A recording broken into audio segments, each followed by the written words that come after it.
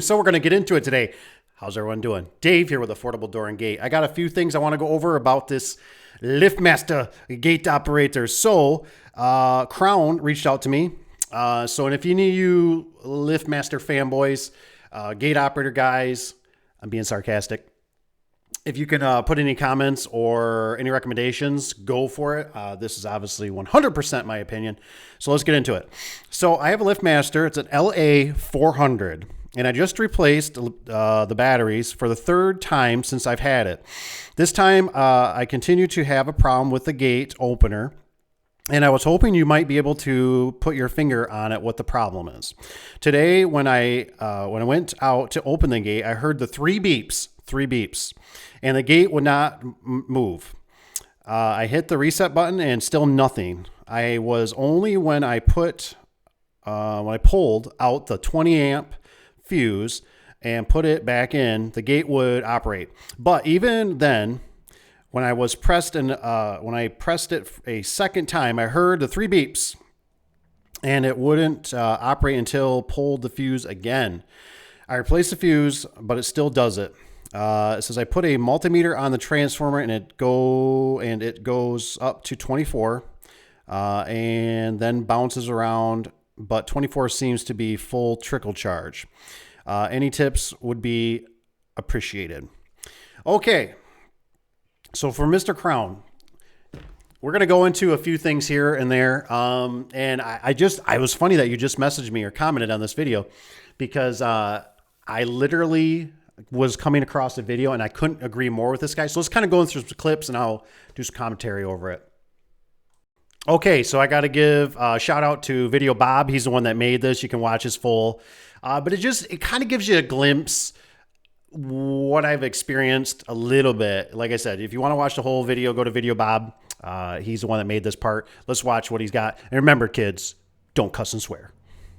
About the way I was treated. I think their company is shitty. I think their support is shitty. I think whoever wrote their manuals is shitty. And I think their dealer network is shitty. And that's what I think of them, folks. I'll just come out and say it. If somebody from Liftmaster wants to contact me, you know where to find me, but I don't think it's going to do any good. I already spent a week of my life laying on the floor trying to get that thing, laying on the hot-ass concrete out there on a towel to get this thing running. So I got a pretty nasty attitude towards Liftmaster and the gate industry right now. All right, so with Crown, I wish I could be more help with you, but to be quite honest, out of all the Liftmaster I have installed, which I did install quite a few back in the day to try them out, we ended up Liftmaster for the garage door openers aren't too bad. You can live with those.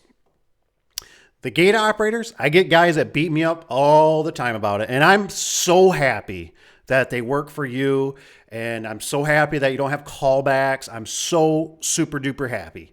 You know what I mean? I'm not going to tell you to drive a Chevy. I'm not going to tell you to drive a Ford. I'm just going to tell you my experience. My experience with Liftmaster has absolutely been horrible with the gate operators. Nothing but callbacks, nothing but bad circuit boards, nothing but DC motors that I can't stand. Now, we had a customer that had two swing gates even, and we went back there multiple times. We changed the circuit boards in them. We got to a point that I'm sure the customer finally gave up on them. To this day, I think it's been about 5 years ago, the gates just sit open. So take it with what you may, but Lanier just seems to have their stuff better. Their circuit boards are better. I've zapped them with 120 volts when they're only supposed to get 24, and they come back to life. They have safeties in them. I've replaced, out of the hundreds I've done of them, maybe 2 circuit boards that have gone wonky on them. But with Liftmaster, there's always a catch. It's their stuff is just not user friendly. I don't particularly like them. I even tried to install one of my buddies to get him out of a pinch, and right here where the mouse is, this is actually a Liftmaster. And if you look right here, the worst thing that they do is they put the circuit board facing up to the sky. And where does the rain come from? Up from the sky. So that's a really bad design. They're problematic. Unfortunately, this gate operator, after it was installed, about 6 months later, it started having failures, and my buddy that actually did the job passed away in a horrible car accident. And they tried calling us out, and I said, I said, nope. I said, we're not getting into this. I've done it for the military base and for our Coast Guard, and they're like I said, they just have nothing but problems. I've done them for residential. I've gone into. We actually have our one of our competition is a big Liftmaster dealer, so they'll actually install a lot of these things. And guess what we do? We come in $5,000, $10,000, $15,000 later, rip them out, and we install linear. And we don't have the problems with them. Do they have glitches? Yes, but the problem is that typically, in my experience, Liftmaster's tech support sucks, and it's just you normally got to replace circuit boards, and they want you to replace all the circuit boards, and they are just problematic. They don't work up here in Michigan in the cold weather. Like I said, maybe for some of those guys down south, they work great. I know they have revamped a few of them, but they're still just glitchy. Liftmaster's really good too about roping you in to make sure you use their keypads. They're proprietary. They use all their kind of stuff, right? They don't want you really using other stuff except for their stuff. So it's like anytime we go Liftmaster, well, we don't, but when we have our competition or you can't blend them, you know what I mean? It's like everything's got to be Liftmaster to make tech support even pretty much work with you, it seems like. Their tech support is horrendous. The linear ones are pretty much idiot proof. All you need is a little cheat sheet and you can get through it. They're pretty bulletproof, honestly. So Crown, I wish I could be more help to you on it. What I would do in your situation probably is I'd call tech support out. I might call 2 or 3 different companies to have them come out and look at it and see if they can diagnose what's wrong with it.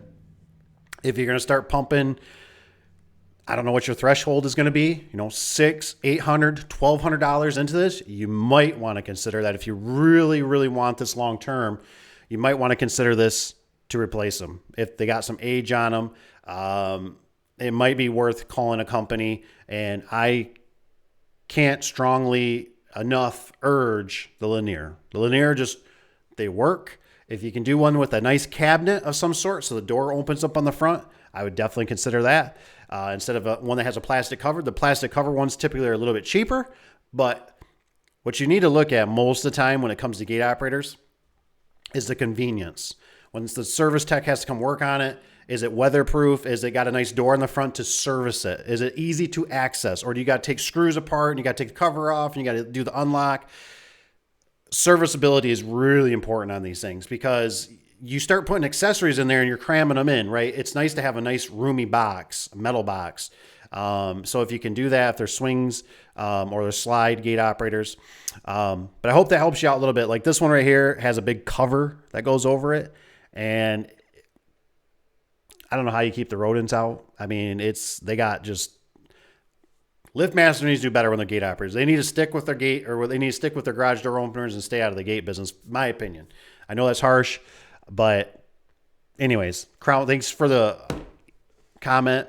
And if you guys have any questions, you guys can always email me at the Daveadubson@gmail.com. I typically put it in the description below. And I hope you guys have a wonderful day. And I hope this was helpful for somebody. And otherwise, keep the emails and the comments coming. And I'll do my best to try to help you. And I'm sorry.